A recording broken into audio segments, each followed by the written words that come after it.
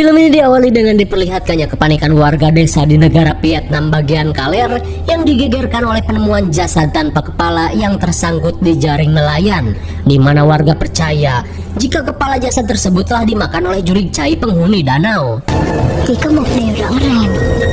Kemudian, seorang mage mirip Gus Udin bernama Nguyen terlihat melakukan segel tangan ala-ala shinobi Konoha untuk melakukan ritual.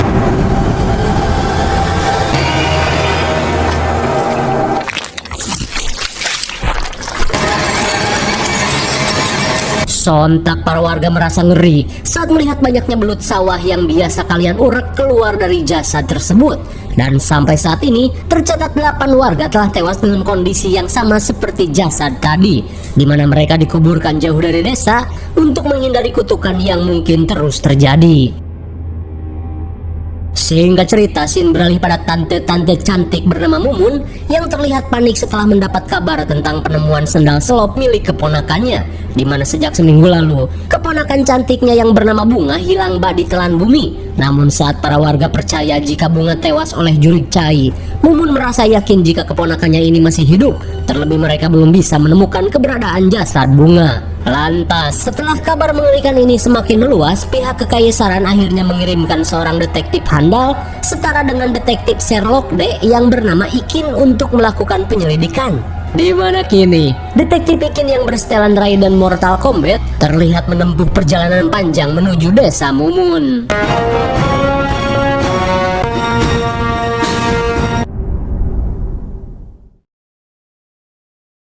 Singkat cerita, sesampainya di tempat tujuan, kedatangan Ikin langsung disambut oleh warga desa yang langsung memberikan hormat. Namun seketika Ikin panik saat melihat salah satu warga tiba-tiba mengalami mimisan, seolah mengalami masalah kesehatan. Sementara di sisi lain, Mumun berusaha untuk meminta keadilan di depan kediaman Hokage guna mencari keponakannya yang sampai saat ini masih belum ditemukan. Namun seperti biasa, upaya mencari keadilan selalu dipersulit para petugas bersenjatakan tombak jigong.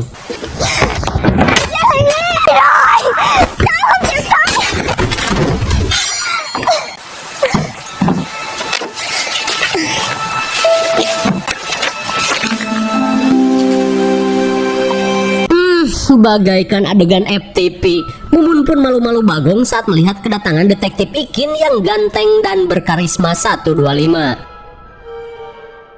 Sesaat kemudian, Mumun langsung menjelaskan seluruh kronologis hilangnya Bunga dan juga misteri penemuan jasad tanpa kepala yang akhir-akhir ini terjadi. Namun karena jasad Bunga belum ditemukan, Mumun pun yakin jika keponakannya ini masih hidup. Di saat itu pula, Ikin pun heran saat melihat para warga menggantungkan tulang ikan asin di pintu rumah sebagai jimat tolak bala. Setibanya di rumah Bunga, Ikin berusaha meminta keterangan dari ayahnya Bunga yang bernama Chuong. Lantas Chuong mengungkapkan jika meski putrinya cantik dan bohai, namun Bunga merupakan gadis biasa saja yang tidak pernah mencari masalah. Mendengar hal itu, Ikin berteori jika mungkin saja Bunga telah kabur dengan pacarnya. Karena dalam beberapa kasus yang ia tangani, gadis seumuran Bunga biasanya sedang mengalami mabok lope hingga tidak menutup kemungkinan terjadinya kumpul banteng. Seolah tak terima dengan teori Ikin, Chuong yang kesal langsung pamit. Hingga sesaat kemudian, Mumun mengungkapkan jika 2 minggu lalu Bunga mengalami aksi percobaan pembunuhan dari seorang ninja gembel misterius.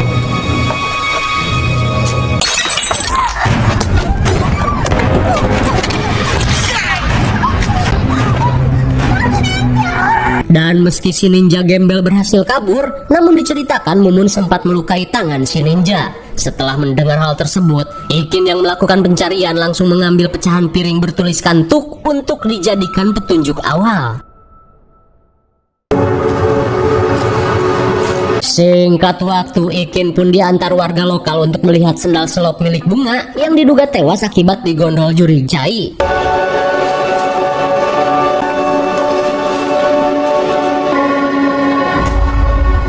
Melihat biji saninten di sendal Bunga, Ikin langsung menanyakan di mana biasanya pohon ini tumbuh. Lantas Gupron mengungkapkan jika tanaman tersebut banyak ditemukan di dekat air terjun yang warga percaya sebagai sarang si jurig cai. Kemudian Gupron meminta Ikin untuk berhati-hati karena beberapa detektif yang melakukan penyidikan selalu mendapat teror dari si jurig cai.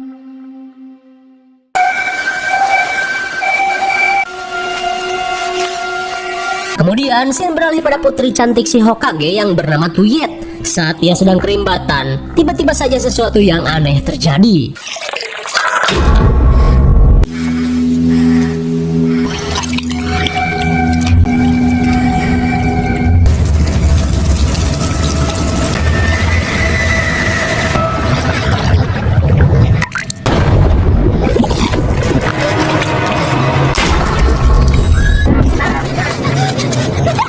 Melihat Tuyet yang ketakutan, si ibu bernama Pung menanyakan apa yang terjadi. Lantas Tuyet berkata jika ia hampir saja dihabisi oleh sosok Jurig Chai.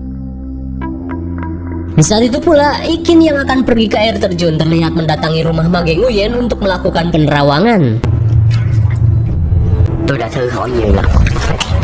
Melihat pertanda buruk yang akan Ikin alami, Nguyen langsung memberikan jimat dan lupa untuk berjaga-jaga.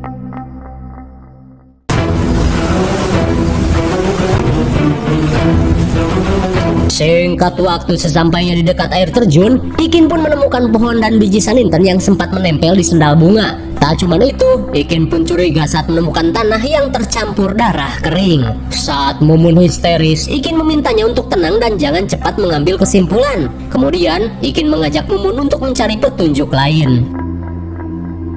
Singkat waktu, setelah seharian mencari petunjuk tambahan, Ikin mengajak Mumun untuk pulang saja dan melanjutkannya esok hari.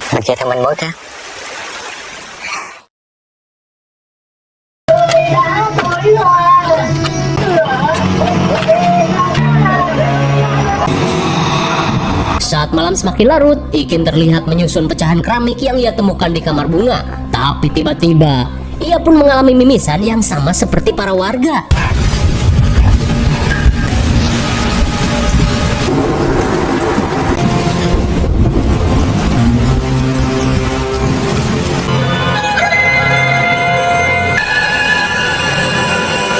Namun setelah mengalami mimisan aneh, tiba-tiba saja Ikin mengalami sebuah perjalanan astral, di mana saat itu, entah apa tujuannya, bunga terlihat apruk-aprukan menuju air terjun, seolah sedang menunggu kedatangan seseorang.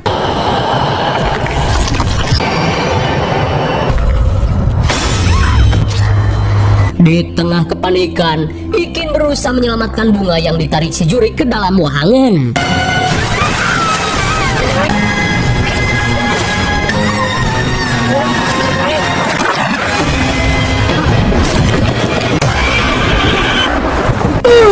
My God, rupanya cuma mimpi. Hingga setelah mengalami kejadian itu, Ikin yang syok langsung menyalakan dupa pemberian si Mage Nguyen yang dipercaya sebagai tolak bala.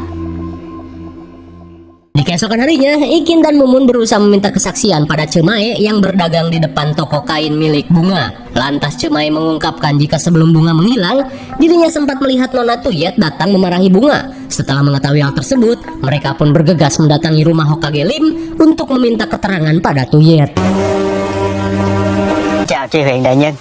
Sesampainya di tempat tujuan, Hokage Lim terlihat panik melihat kedatangan detektif dari kekaisaran. Terlebih selama ini, dirinya sering nilep dana desa. Dikira mau audit, seketika Lim merasa lega karena kedatangan Ikin hanya ingin bertemu dengan putrinya. Sesaat kemudian, Tuyet mengungkapkan jika pertengkaran waktu itu hanya perkara masalah cinta, di mana bunga dianggap telah merebut kekasihnya yang bernama Tuk. Namun setelah itu, Tuyet tidak lagi melihat keberadaan bunga. Mendengar hal itu, Ikin pun menyadari jika hilangnya bunga berkaitan dengan sosok Tuk. Lantas, Lim memberitahu jika Tuk adalah seorang pengrajin keramik yang tinggal di tengah kebun awi.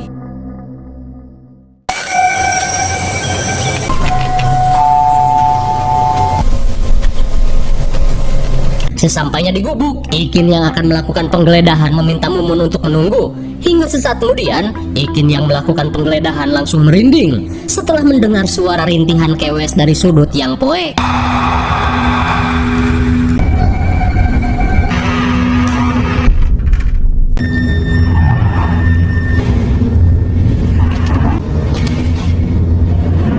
Sontak Ikin pun heran saat melihat bunga yang bengap berada di tempat ini.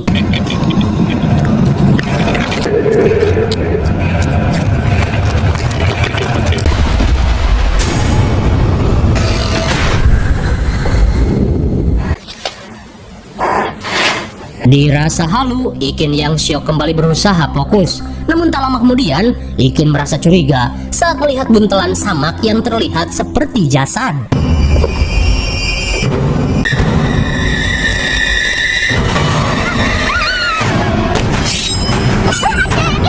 Sambil menodongkan pedang, Ikin yang curiga meminta Tuk untuk membuka buntelan samak di dalam gubuk. Dikira mayit, ternyata tikar ini berisi bantal Tuk yang dipenuhi dengan pulau Jigong. Lantas, Ikin yang akan melanjutkan penyidikan meminta Tuk untuk menceritakan kedekatannya dengan bunga yang sampai saat ini hilang bah ditelan bumi. Kemudian, Tuk menceritakan awal pertemuannya dengan bunga yang sering nongkrong di batu besar, di mana pada saat itu ia langsung ketiban Lope sejak pandangan pertama. Dan untuk mengungkapkan perasaannya secara diam-diam, Tuk membuat mozaik keramik wajah bunga di batu tersebut.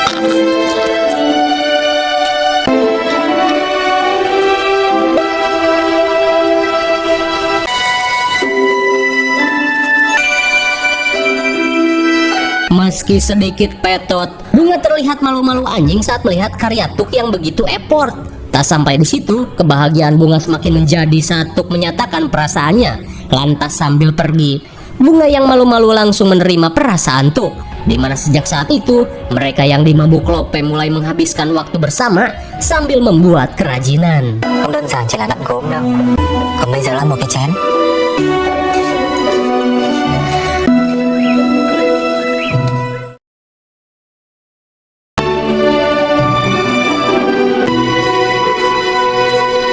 Namun setelah beberapa bulan berpacaran, bunga tak bisa menahan tangis saat Tuk memberitahu jika orang tuanya telah menjodohkannya dengan Tuyet. Namun meskipun begitu, Tuk mengungkapkan jika dirinya akan menolak perjodohan tersebut.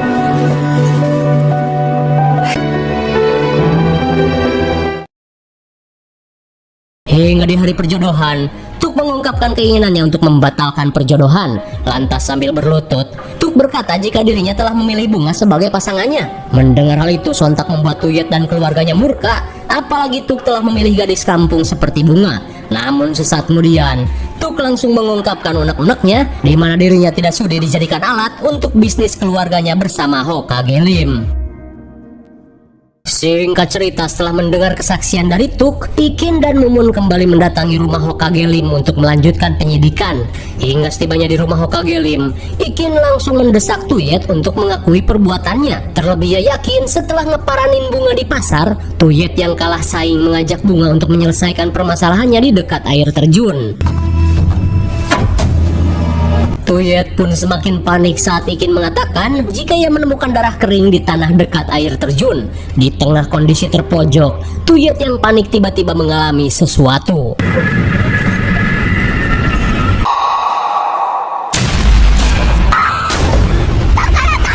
Oh my god, sontak Tuyet pun syok parah saat mendapat teror dari juri bunga.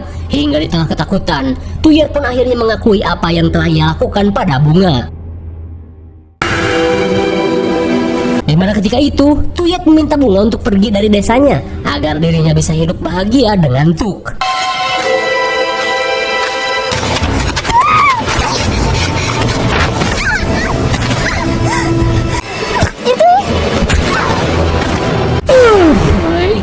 Tuyet yang kelepasan setan pun panik saat dirinya malah menggaplok bunga menggunakan batu wahangan.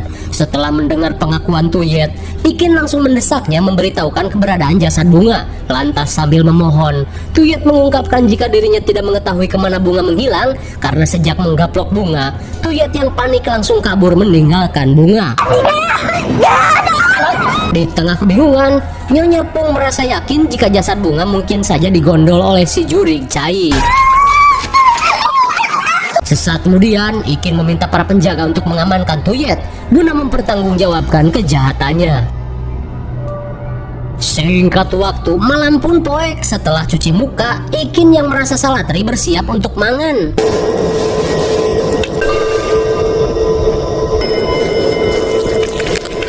Namun baru saja satu suapan, Ikin pun heran saat melihat rembesan air di kamarnya.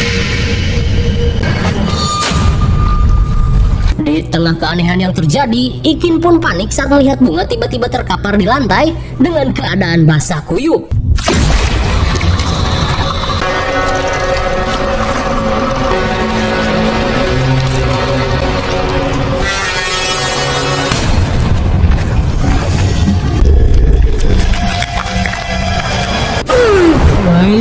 Dan betapa syoknya Ikin saat melihat sosok Jurik Cai yang sedang memukbang kepala bunga.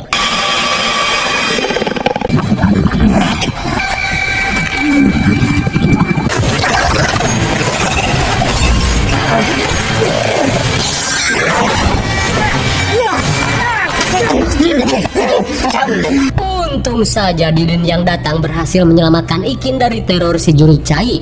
Hingga sesaat kemudian, Didin langsung memberikan berkas eksekusi pada sebuah keluarga pemberontak yang terjadi 30 tahun lalu, di mana 14 anggota keluarga tersebut mendapat hukuman penggal dari kekaisaran. Dan menurut mitos, sosok Jurik Cai yang meneror warga desa merupakan perwujudan dari dendam keluarga tersebut. Di keesokan harinya, Ikin kembali melakukan konsultasi pada Mage Nguyen guna mengatasi teror goib yang menyelimuti desa ini. Namun karena dendam si Jurik terlalu kuat, Nguyen meminta Ikin untuk pergi saja dari desa ini. Terlebih ia merasa jika si Jurik sedang mengincar Ikin yang dianggap terlalu ikut campur. Akan tetapi, Ikin bersikeras akan menyelesaikan kasus ini, apalagi kasus hilangnya bunga masih belum beres. Mendengar hal itu, Nguyen hanya bisa memberikan jimat tambahan untuk berjaga-jaga. Sementara di sisi lain, Nyonya Pung pun heran saat pembantainya yang bernama Ichi tiba-tiba menghadap. Lantas, Ichi berkata jika ia mendapat pesan dari si ninja gembel untuk meminta duit tambahan. Oh, ternyata selama ini si ninja gembel adalah asasin borongan suruhan Nyonya Pung, dimana kini sebenarnya bunga sedang disekap di suatu tempat. Di malam harinya, Mui terlihat apruk-aprukan untuk menemui si ninja gembel.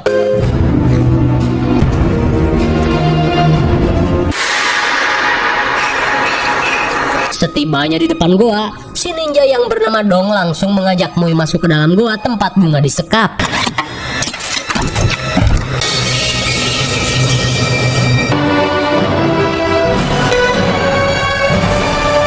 Ternyata benar bunga masih hidup dan disekap di dalam goa lalai badot. Setibanya di tempat penyekapan, Mui langsung menyampaikan pesan dari Nyonya Pung untuk melakukan eksekusi pada bunga dengan menggunakan bedog. Si ninja bersiap untuk melakukan aksinya. Di saat itu pula, bunga yang ketakutan hanya bisa pasrah dengan nasibnya.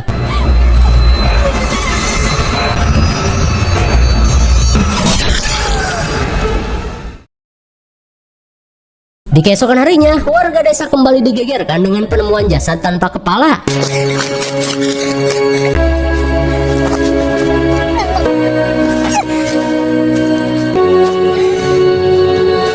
Seketika tangis Mumun pun pecah saat menyadari jasad yang warga temukan merupakan jasad bunga.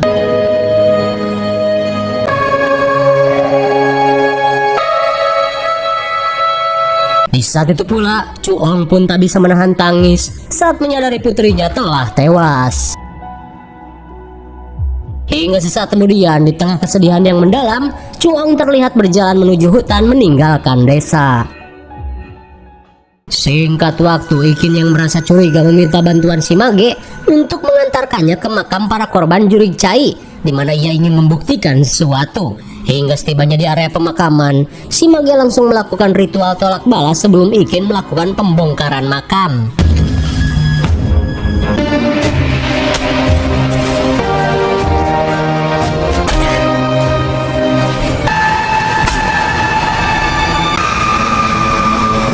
Hingga setelah membongkarnya, Ikin pun mulai mendapatkan titik terang dari kejadian ini. Di sore harinya, Ikin langsung mendatangi Mumun yang sedang mengurus jasad bunga.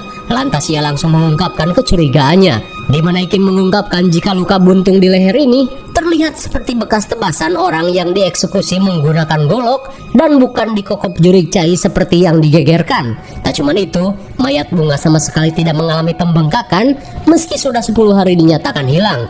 Ia pun yakin jika jasad ini baru dieksekusi dan dihanyutkan ke danau. Lantas guna membuktikan jika jasad ini merupakan jasad bunga, Mumun diminta untuk mengambil sendal selop milik bunga.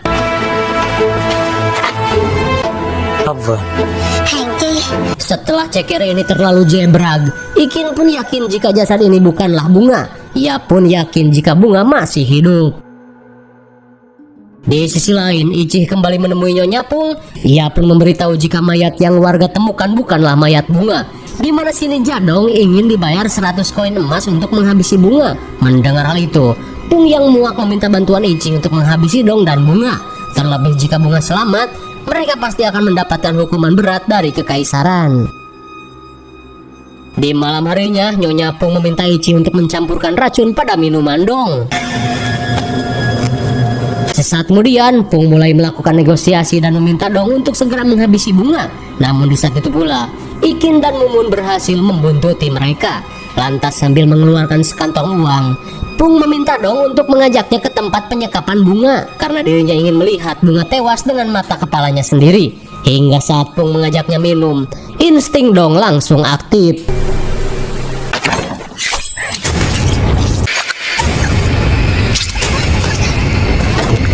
Setelah menghabisi Ichi, dong yang kesal bersiap untuk menghabisi Pung. Tapi di saat itu pula, Pung berkata jika dong tidak akan mendapatkan apapun jika dirinya mati.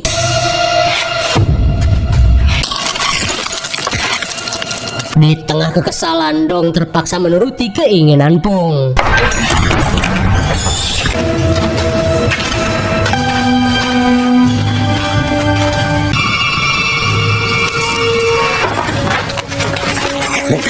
Sesaat kemudian, Pung yang melihat bunga masih hidup meminta dong untuk menjalankan tugasnya. Namun dong meminta Pung untuk mengambilkan uangnya terlebih dulu.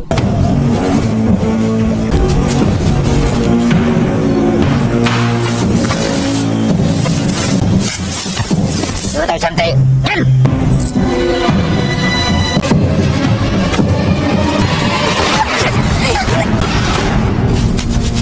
Iya. Setelah memergoki mereka, Detektif Ikin pun meminta dong untuk menyerah. Tapi jelas saja dong tidak mengubris hal tersebut.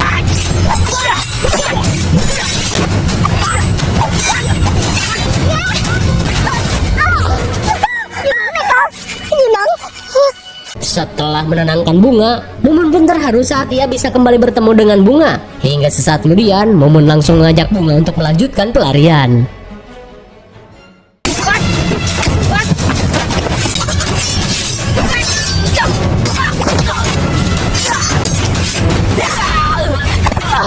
Setelah melukai dong, tiba-tiba saja Ikin melihat kemunculan sosok Jurik Cai.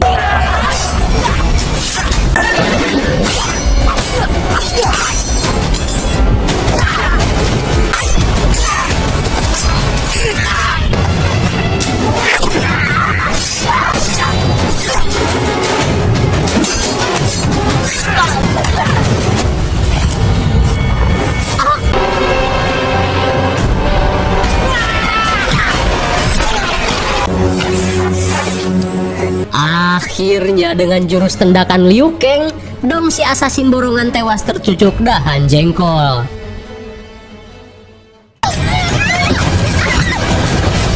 Sementara itu, Pung terlihat berusaha menggagalkan pelarian Mumun dan Bunga.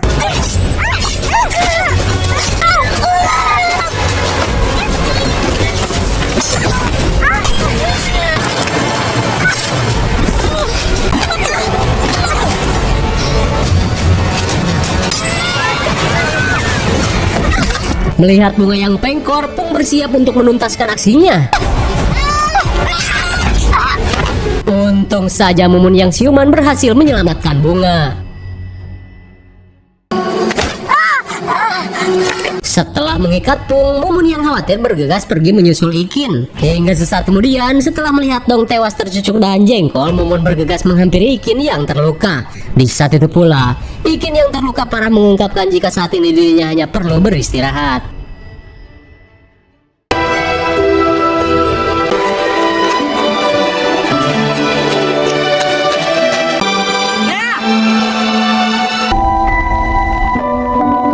Di keesokan harinya, Tuk merasa bahagia saat mengetahui Bunga masih hidup. Dan berkat upaya kerasnya, Detektif Ikin pun berhasil menyelamatkan Bunga.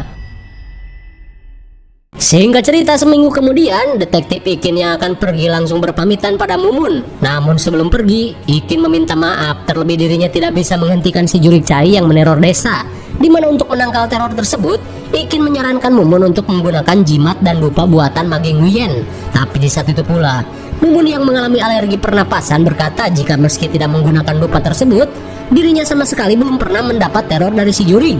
Mendengar hal itu, Ikin pun menyadari ada sesuatu yang tidak beres pada dupa tersebut. Terlebih seluruh warga kampung yang menggunakan dupa itu mengalami teror mengerikan dari Jurig Chai. Singkat cerita, guna membuktikan kecurigaannya, Ikin membawa dupa tersebut pada seorang tabib untuk diperiksa. Dan setelah dicek, si tabib mengungkapkan jika dupa tersebut terbuat dari bubuk tumbuhan beracun yang bisa membuat orang mengalami halusinasi.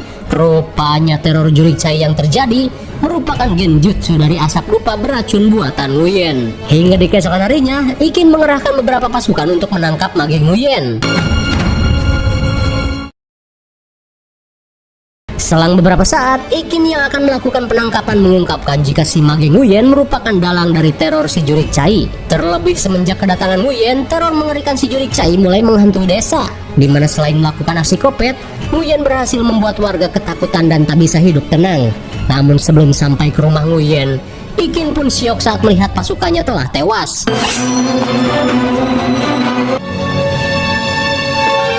Sesaat kemudian, Ikin menemukan surat dari Nguyen. Dalam surat tersebut, Nguyen mengungkapkan jika dirinya hanya berusaha menuntut balas atas kematian keluarganya, di mana 30 tahun lalu 14 anggota keluarganya tewas dieksekusi setelah dipitnah sebagai pemberontak oleh Hokage Lin dan warga desa.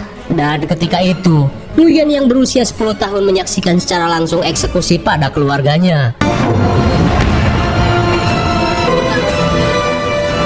Tak cuma itu, Hokage Lee merupakan sosok yang bertanggung jawab atas kematian keluarganya. Setelah mengetahui hal tersebut, Ikin dan pasukannya pun bersiap melakukan penyergapan pada si mage Nguyen. Di saat itu pula, warga pun kembali digegerkan oleh penemuan mayat tanpa kepala yang mengambang di danau.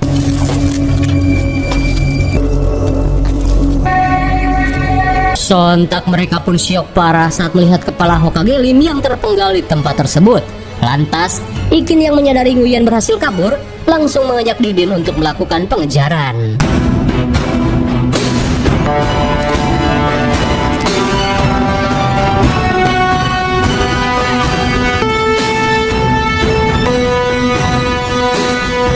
Lantas, apakah si mage Nguyen akan tertangkap?